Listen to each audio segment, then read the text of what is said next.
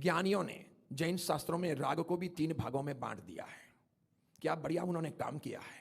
हमें गहराई से एक एक बात को समझाने के लिए उन्होंने राग के 3 डिवीजन किए हैं, काम राग, स्नेह राग और दृष्टि राग।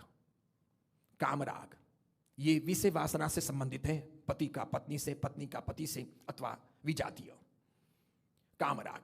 स्नेह राग ये माता पिता, पुत्रों का, भाइयों का, मित्रों का, पड़ोसियों का, सहपाठियों का, या साथ में जो व्यापार वाणिज्य करते हो उनका, जिसमें कोई विषय वासना नहीं होती, लेकिन रिश्ते होते हैं, घनिष्ठता होती है, निकटता होती है, नियरेस्ट होते हैं, अच्छी बाउंडिंग होती है, एक दूसरे के लिए तत्पर रहते हैं, काम करने, सेवा देने, सहयोग देने, हेल्प करने के लिए तत्पर रहते हैं। कभी खेलते हैं साथ में, कभी पढ़ते हैं साथ में, कभी जिमते हैं साथ में, कभी मकान भी पास पास में खरीदते हैं, कभी घूमने में जाते हैं तो साथ साथ में जाते हैं, कभी व्यापार साथ में करते हैं, लेन देन के व्यवहार करते हैं, पड़ोस में रहते हैं, दुख सुख में एक दूसरे के लिए हमेशा छाया की भांति खड़े रहते हैं। कभी कोई पिता होते हैं, पुत्र पुत्रियों को संभालते हैं, पुत्र पुत्रियां भी पिता को बहुत प्यार करती है। कभी कोई मां बनती है, बेटे बेटियों को संभालती है, कलीजे से लगाती है, बेटे बेटियां भी मां के बगैर रह नहीं पाते हैं। तो कोई भाई है, कोई बहन है, कोई पुत्र है, कोई पुत्री है, कोई नंद है, कोई भौजाई है, कोई देवरानी है, कोई जेठानी है, अगर आपस में प्रीति है तो यह सब स्नेह राग में आया है।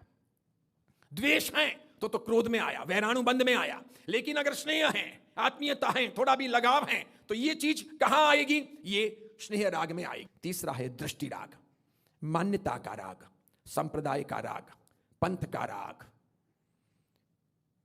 गच्छ का राग, समुदाय का राग, धार्मिक मान्यताओं के आधार पर व्यक्ति का राग, कि मैं तो इस गुरु महाराज का भक्त हूं, बाकी गुरु महाराज मेरे लिए गुरु महाराज नहीं, ये मेरे लिए गुरु महाराज। बाकी संप्रदाय के दरवाजे बंद, इस संप्रदाय के लिए सब कुछ खुला। इस संप्रदाय के कोई गलत साधु भी होंगे तब भी वो पूरा पूरा हकदार होंगे सम्मान पाने के। उस संप्रदाय के कोई अच्छे साधक साधु भी गांव में चले आएंगे या पड़ोस में चले आएंगे तो भी हमारी नींद नहीं उड़ेगी और हमें बहुत अधिक पसंद नहीं होगा। मेरे संप्रदाय के साधु आएंगे तो काजू किशमिश भी बहरा दूंगा, उस संप्रदाय के साधु आएंगे तो सब्जी रोटी भी नसीब नहीं होगी।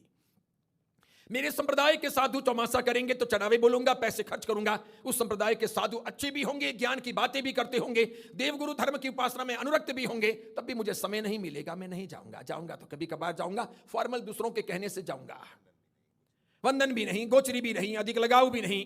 कई कई तो ऐसे होते हैं अपने संप्रदाय की बातों को आगे बढ़ाने के लिए दूसरे संप्रदायों की निंदा करेंगे, जानबूझ करके हवन में लकड़ियां डालेंगे, जानबूझ करके आग बढ़ाने का प्रयास करेंगे, छोटी बात का बतंगड़ बनाएंगे, झूठी बातें प्रसारित करेंगे, मजा लेंगे कि हाँ ठीक है। अगर मेरे संप्रदाय के साधु हैं वो कैसे भी हो चलेगा, उस संप्रदाय का साधु भाग गया तो राई का पहाड़ बनाना है।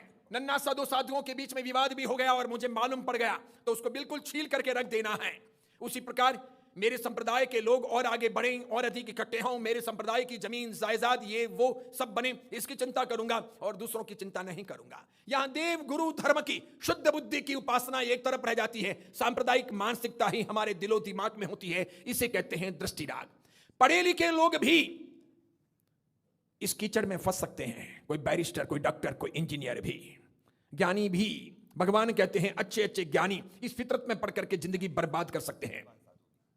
विद्वान साधु भी संप्रदायों की भेद रेखाओं में उलझ करके अपनी आत्मा भावना खो सकते हैं और आध्यात्मिक आराधना को खंडित कर सकते हैं। बड़े मनोरथों के साथ में दीक्षाएं ली हूं और सुंदर संकल्प लिया हूं, ठाणेनम मौनेनम झाणेनम, फिर न करेमी न कारवेमी करंतम्पि अन्नम न समुज्जानामि, मैं करूंगा नहीं, करवाऊंगा नहीं। कोई गलत करता होगा उसका अनुमोदन भी हरगिज नहीं करूंगा। ऐसे भले प्रतिज्ञाएं ली हों, फिर गलत कर भी लेते हैं, करवा भी लेते हैं। कोई करता हो तो उसका अनुमोदन भी कर लेते हैं, चाबियां भी भर लेते हैं, आग भी लगा लेते हैं, तमाशे भी देख लेते हैं, संघों को बांट भी लेते हैं, फिर दूसरी जगह चले भी जाते हैं, फिर मजा भी ले लेते हैं। इसी प्रकार झगड़े चलते रहते हैं।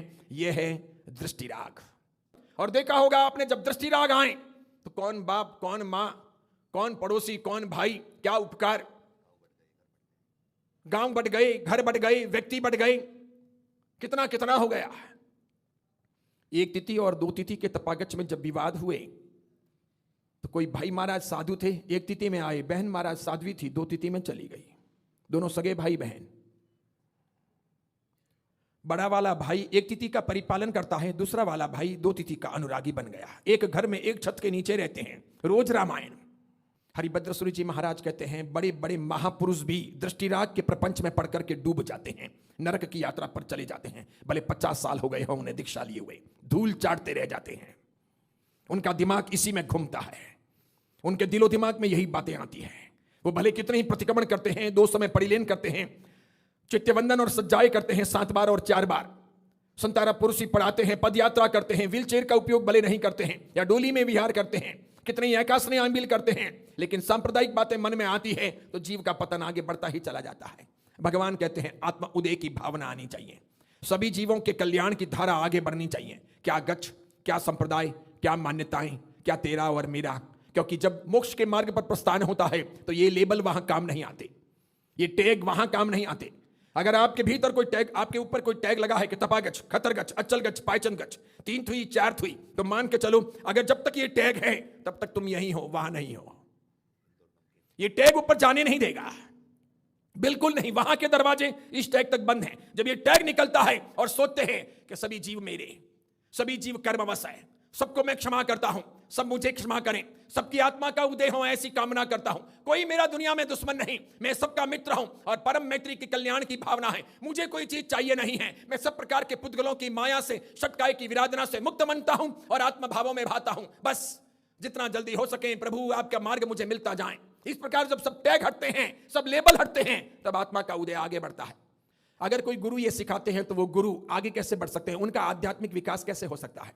जब हम कहते हैं कि एक गुरु घानी में पिल रहे अपने शिष्य के प्रति भी इतने मोह से भर गए, हाय हाय किसका क्या होगा, इसका क्या होगा, ये जब घानी में डाला जाएगा ये रोएगा, ये बच्चा है, ये पापू तड़प जाएगा, इसका क्या होगा। उसका तो जो होना था, वो जो सोच रहा था उसका हो गया, वो तो आत्मा भावना भा रहे थे वो पार उतर गए, इसका क्या होगा, अरे रे अरे रे, ऐसा सोचने वाले गुरु ही रह गए, उनका केवल ज्ञान रह गया। 499 को केवल ज्ञान हुआ, सब शिष्य पार उतर गए, गुरु ही रह गए। जब इतनी छोटी सी बात के लिए भी गुरु रह जाते हैं तो हम तो बिल्कुल ऐसा लगता है जैसे बैटल फील्ड में आ गए हैं। खरतरगच और तपागच पूरे संग्राम में आए हुए हैं, 3 थुई और 4 थुई संग्राम में आए हुए हैं, 1 तिथि और 2 तिथि, श्वेतांबर और दिगंबर, मूर्ति पूजक और अमूर्ति पूजक, यही काम चल रहा है। सानकवासी 13पंथी वर्सेस ये, कहीं सानकवासी और 13पंथी हैं, कहीं मंदिर मार्गी और 13पंथी हैं, कहीं सानकवासी और 13पंथी हैं, कहीं मंदिर मार्गियों में भी अचलगच और तपागच हैं, कहीं खतरगच और तपागच हैं, कहीं 3 थुई और 4 थुई हैं। ये कुछ भी नहीं है तो ओसवाल और पुरवाल है, तुम्हारी पट्टी ने मेरी पट्टी, ये भी कुछ कम हो, वहां दशा और बीसा हैं। अरे क्या सोचते हो आप, मैं गदक की बात नहीं कर रहा, मैं मात्र कर्नाटक, तमिलनाडु, आंध्र प्रदेश, तेलंगाना की बात नहीं कर रहा, मैं मुंबई, अहमदाबाद, सूरत में भी ये चीजें देख चुका हूं। एक एक बिल्डिंग में 2-2 भाग, शाम को 9 बजे 10 बजे मीटिंग शुरू होती है, सवेरे 4 बजे तक भी मीटिंग पूरी नहीं होती। एक तिथि वाले दिखाना चाहते हैं कि अपने महाराज साहब आए 50 रुपए की प्रभावना करो, उस बिल्डिंग में 4 ही रहते हैं 2 तिथि वाले, वो जब आते हैं तो 500 रुपए की प्रभावना। यानी उन लोगों को यूं लगता है कि 50 रुपए की प्रभावना तो तांगा या रिक्शा दिलाएगी, 500 रुपए की प्रभावना से टैक्सी आ सकती है, जल्दी फास्ट वहां पहुंचेंगे। अब ये दिगर बात है कि वहां पहुंचेंगे या नीचे पहुंचेंगे, ये बहुत सोचने जैसी बात है। और वैसे भी नीचे वैकेंसी बहुत ज्यादा है, ऊपर अंदर वैकेंट कुछ है नहीं, ऊपर तो हाउसफुल है देवलोक। अब मान्यताओं में अगर देखो, अचल गच वाले पूजा अलग तरीके से करते हैं, तपागच वाले अलग तरीके से करते हैं।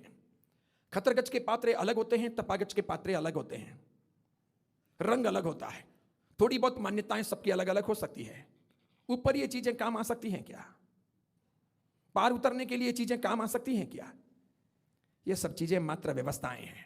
सच्चाई तो यह है, समभाव आए, आत्मभावना भाएं, कषायों से विमुक्त बने, सरल तरल बने, विनयी बने, परिपक्व बने, ज्ञानी बने, समयज्ञ बने, सोचें समझें। जबान खोलने के पहले तो ठीक, दिमाग में सोचने के पहले भी। आप न बोलो और मौन रहो इसलिए आप साधक हो, ऐसी कुछ बात नहीं है। आप कम बोलो और इसीलिए बहुत अच्छे आदमी हो, ऐसी भी कोई बात नहीं है। मन का मौन होना बहुत जरूरी है। जबान से भले मौन हो लेकिन अंदर पूरा संसार चलता हो, यूं करूंगा, त्यों करूंगा, इसको पछाड़ दूंगा, इसको आज बराबर रुला दूंगा, इसको फंसा दूंगा, आज बाजार में जाऊंगा फलानचंद जी को कहूंगा बेटा तमाशा देखेगा, देखना के। ये बोलते नहीं हो, ये सब दिमाग में चलता है। तो मानो आप दिमाग में एक बहुत बड़ा संग्राम चल ही रहा है, बहुत बड़ा, वो हरा देता है। बोला हुआ तो एक बार कभी ना कभी हम बदल देंगे कि मैंने गलत बोल दिया था, मैं माफी चाहता हूं, मेरी बात बदलता हूं। मन में सोचा हुआ बदलोगे कैसे?